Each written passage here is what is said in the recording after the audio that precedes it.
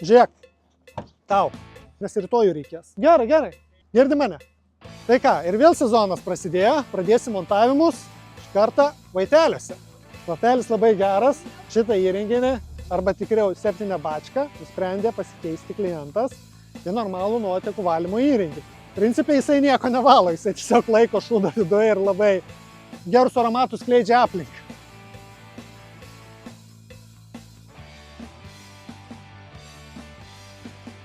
Ir va, montuosim tokį nuotekų valymo įrenginį, Deimantą, D6, visiškai naujas, dar nei musė nešiko ant jo.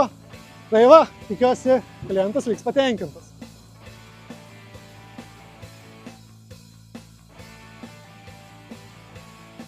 Nu va, darbai jau įpusėjo, jau įleido įrenginį, užsipylė vandeniu, dabar beliko įrenginį sureguliuoti, užkasti ir pajungti į infiltracinį šulinį. Ir šiaip, kaip renkatės nuotekų valymo įrenginių montuotojus, pasirinkite, kurie būtų kompetitingi, kurie turėtų tikrai ilgą metų patirtį. Vat Dagnis turi 10 metų patirtį montavime ir po to ateinam ir tvarkom kitų montuotojų klaidas.